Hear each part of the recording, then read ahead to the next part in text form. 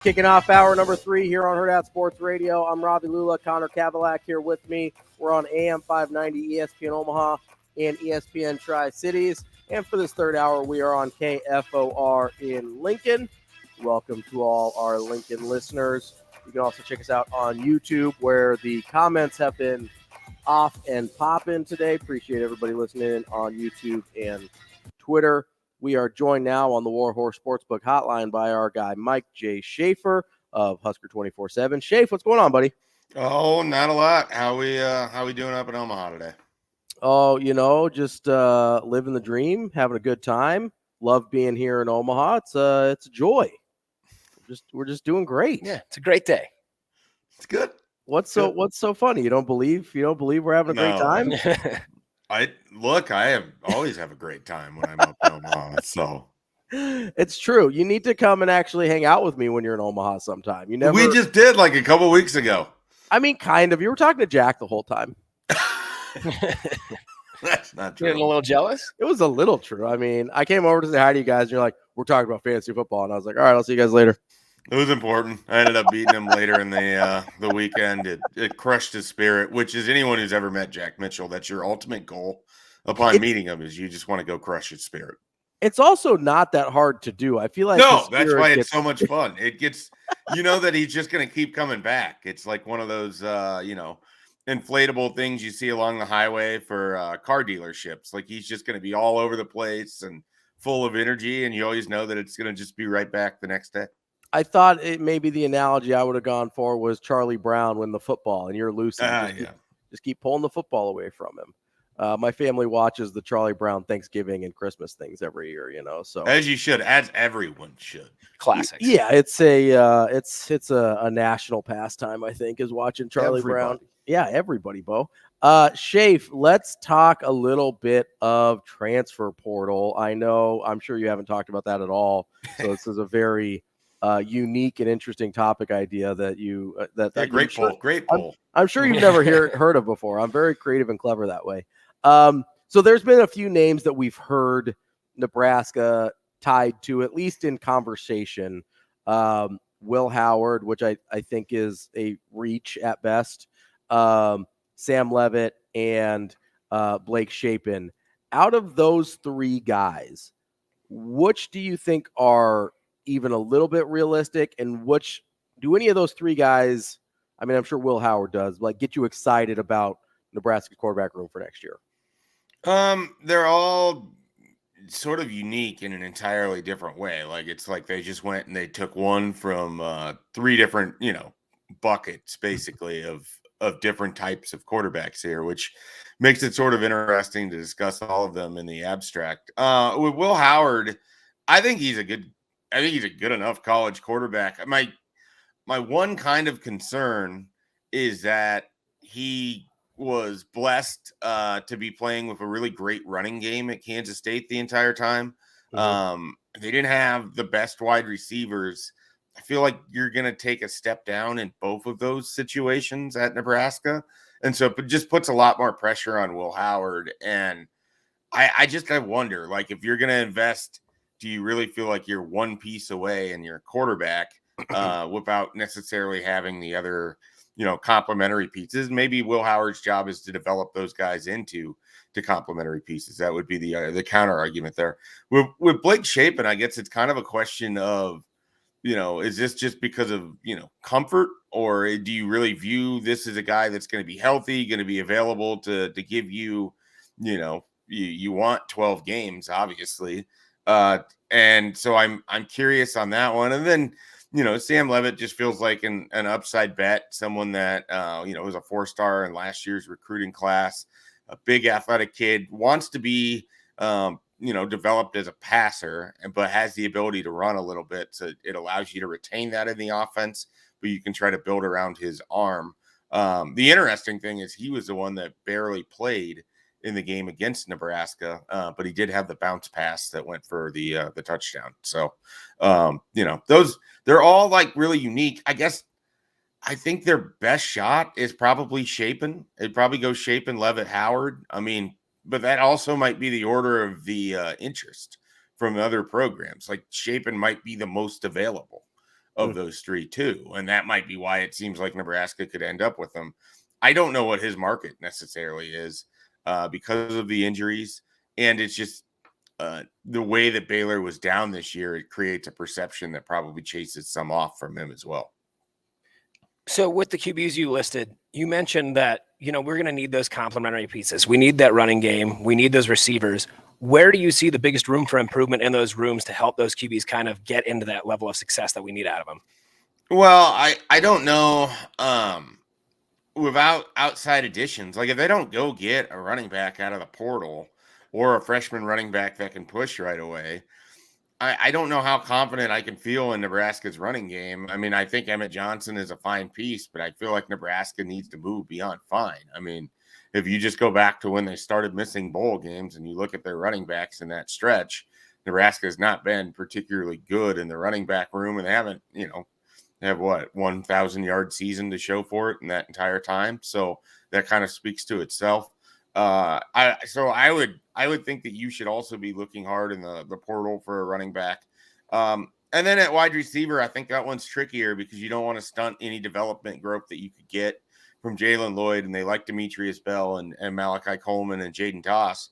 So if you can find another younger wide receiver that has a couple years of eligibility, that maybe has a little more experience, that would be a good route to go potentially at wide receiver to just kind of add to that group without necessarily taking away from it too, because I think that you want to give those guys all the reps and all the opportunity they can get in the spring. You might just want another, veteran piece to be there alongside as well. I don't know that Marcus Washington's going to get that waiver.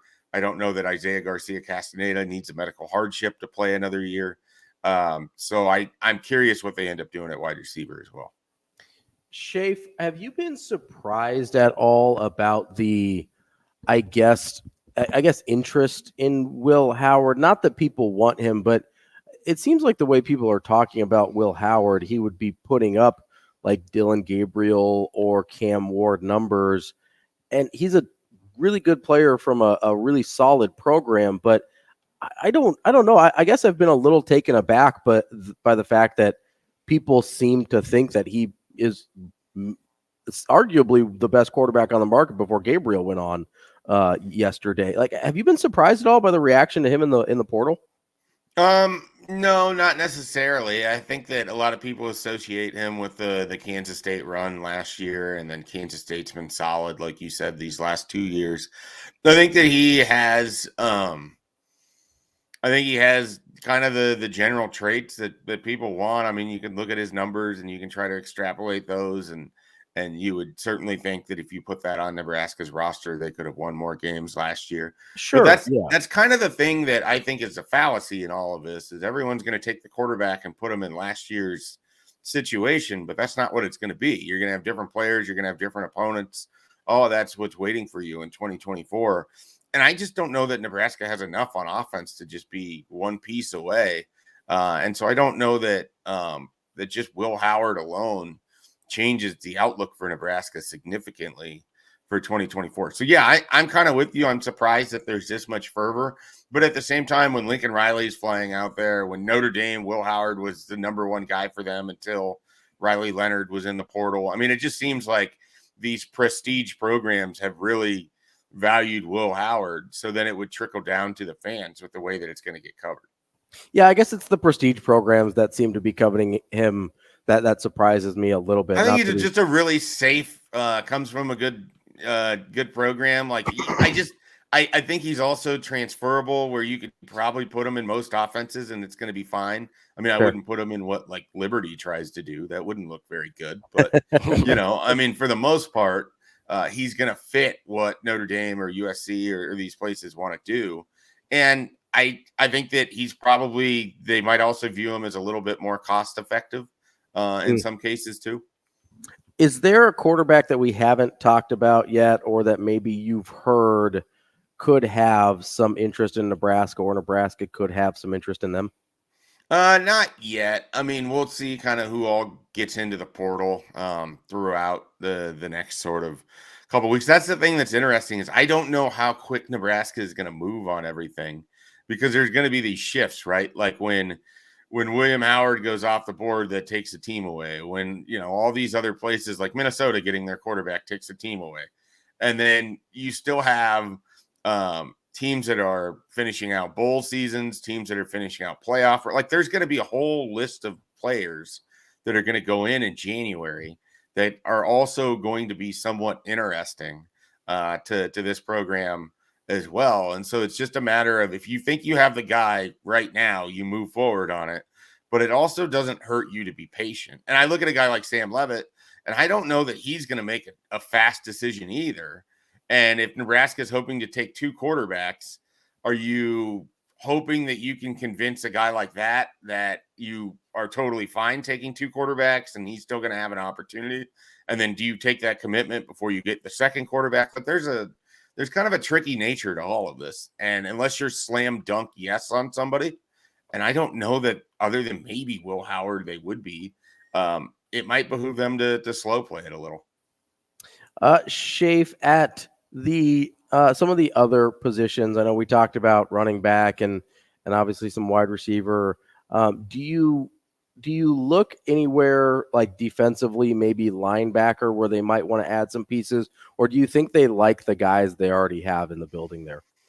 I think it is a combination. I mean, if you can find the right sort of fit for you at linebacker, somebody that could come in, I think ideally it'd be someone that has multi-years of eligibility. I don't know that they are going to be gunning necessarily to get a one and done. Now, if it's a good depth piece, a thing like that, if it's a guy moving up from the FCS to the FBS level and it's not going to necessarily cost you much of anything, or you could do a cost of attendance scholarship, if you will, they might have interest in that. But I think if you could find, a younger couple-year middle linebacker to help paper over an area where you're thin.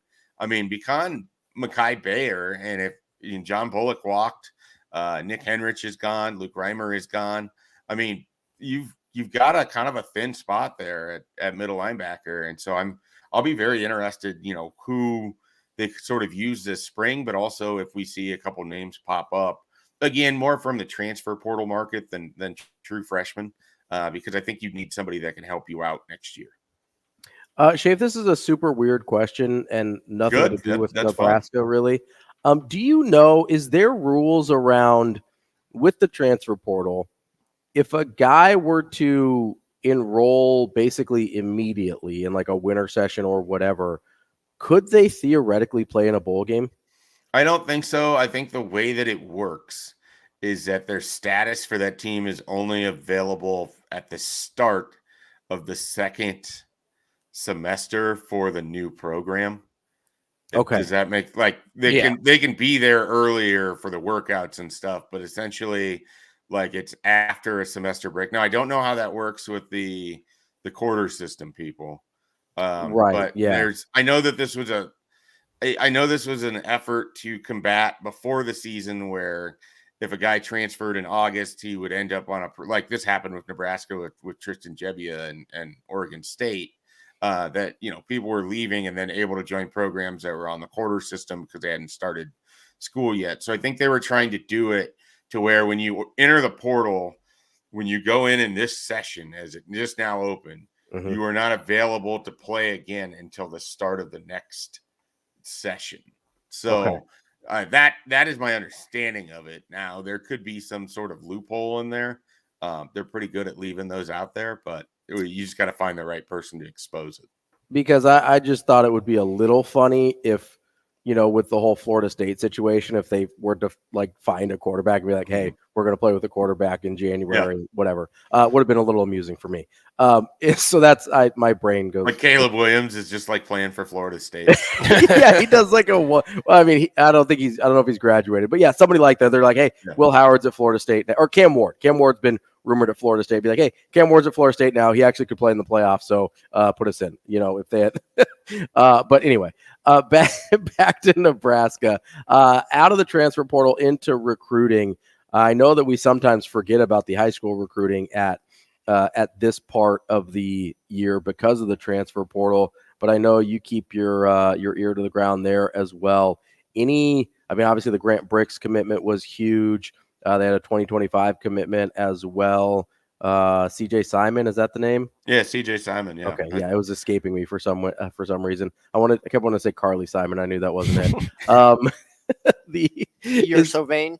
Is there any recruiting news that we need to be kept up to date on?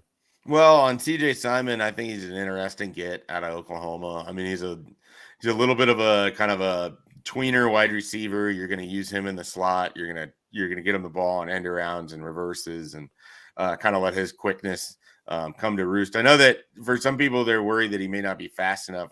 I watched him in one-on-ones down in Kansas City, and he was at an Under Armour event. That's when I first took notice of him, and then found out Nebraska was recruiting him, and it kind of took off from there. But he's just really quick. Like, I think he's shifty. It's hard for people to stay in front of. I think he could be kind of a unique asset down the line, and he's someone I think Nebraska really likes as a punt returner, kick returner too. But that's 2025, so it's a little ways away. Is CJ Simon right now? Here's the problem. There is definitely a name that you need to know of. The problem is I am not going to be able to pronounce the name. And he is a really interesting story. So I don't want to not discuss this. But I'm going to try to pull up the story from Brunt's, and maybe there's a pronunciation or something in there. Let's give it a shot here. Let's do our best. Yeah. All right. So here we go. I found it. All right. So there's an offensive lineman out in New Jersey, same school as Mekhi Bayer, defensive lineman. Murad Watson. I think it's Murad. I don't know. I hate being wrong with people's names. I was expecting it to be way worse than that. Well, it seemed worse in my head. Just go with that. Okay. So you're just building it up. Okay, that's fine. He committed to Kent State yesterday afternoon, but after he committed, Power 5 schools started offering him, and now he is taking an official visit to Rutgers this upcoming weekend, and then an official visit to Nebraska the following weekend. So I think he's very interested in both of those schools. Obviously, Rutgers is right there in New Jersey, but Nebraska with Mekhi Bayer, I think, has a good shot with him. This is a guy who Bruntz was just raving about his film. He said it's really fun. He's basically a very violent defensive lineman. Nebraska obviously had to cut loose Carlin Jones because he is not going to sign until February, and their numbers are sort of a mess, to say the least. So Nebraska needed more assurity than that. And this could be a replacement here in Murad Watson. I would invite people to go watch that film. Like I said, it's violent and it's fun. So that's what people want out of their defensive players. Yeah, and also their movies a lot of the time. Schaefer, so you brought up the Carlin Jones things. I'm glad you did, because so it was a situation where he wanted to wait until the spring to make his decision, right? The February, whatever. So Nebraska technically did cut him loose, right? Because they didn't want to wait on that. That's what he's telling people. So, okay. I mean, there was still a chance. There's still a chance he could have been at Nebraska, but because of the added ambiguity of waiting, they didn't want to be in that situation. Yes. Is that a fair assessment? Without being able to answer fully for them, this would be my read on this situation. Carlin Jones didn't want to give up his commitment to Nebraska because he's not assured to have a spot at Ohio State, because he still has to take his official visit that's now been pushed back a couple times. And he needs to leave himself an option. Nebraska would still be that option. Nebraska doesn't want to be the bridesmaid and just hold on to. They didn't want to be the safety school. Yeah. They're Carlin Jones. And then in the meantime, USC offers anyway, so it's not like he's not going to have opportunities. But Nebraska is basically, I think they liked him a lot.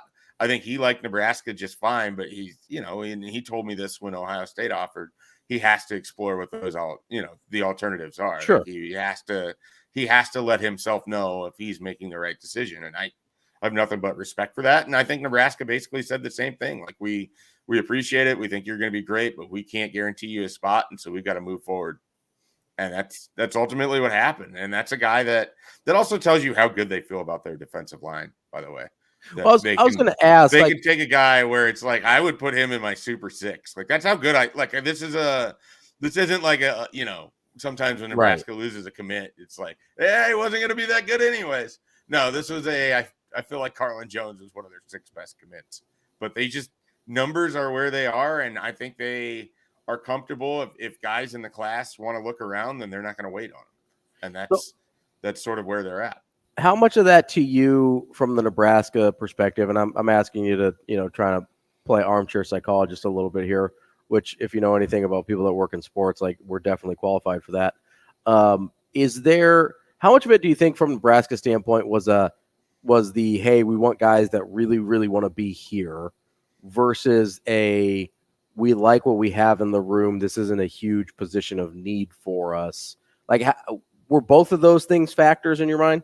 Yeah, I think they were both factors, and I think a lot of it just comes down to we don't need to do we don't need to put ourselves in a situation where we're waiting on one person that we're not even sure we're going to get either. So I think some of it was that, and it was basically like, okay, we don't need to spend the capital, the investment on this. We don't want to have to chase it down. And our numbers are weird. And we can't wait until February, which tells me that they're not going to. I mean, I think they have a couple more high school guys that they're looking at here, and that's largely going to be over. They're going to have to figure out their total portal number, and then we're going to have to start seeing some names from Nebraska's end go into the portal too, because there needs to be more, there needs to be more room, quite frankly. You expect those names to come out like in this early period or more in the spring? Like I know we expect Jeff Sims to go in the spring once his graduation or once he graduates and is able to move on again. Like, do you expect more to be in the spring where guys know, hey, I'm probably not in line to get much playing time here? Or do you still think there might be some attrition in this first period as well? I definitely think there's going to be some attrition in this first period because for some of these guys, now might be a better opportunity for them than the spring would. I mean, I just think you have to kind of weigh it as to where you can be more valuable. And a lot of schools are going to have spots that are pretty filled up. And especially right now where we're getting to the tail end of this extra COVID year. Mm-hmm. And so I just think that you're going to have a lot of, full spots or already graduated grad transfers or multi-transfers or whatever you want to call them. I would think that you have to be somewhat judicious. Like if you have some schools that you're interested in and they have openings, you might want to look now. It depends on where you want to go too. I mean, if you're not hell bent on trying to get to another Power 5, then maybe you do wait. And you give yourself some spring footage to give some FCS schools or things of that nature. So I think there's always an interesting conversation for every athlete as to when it makes the most sense for them to go into the portal. That's Mike J. Schaefer from Husker 24/7. Schaefer, we appreciate your time as always. Try to get a little bit of sleep as we get through this portal and recruiting season. I know it's one of the busiest times of year for you, so we definitely appreciate you hanging out with us for a little bit. Yeah, well, thanks for having me on, guys. We will talk again next week, Schaefer. That is Mike J. Schaefer, Husker 24/7. We will be back with some Hurrdat Hot Seat here on Hurrdat Sports Radio.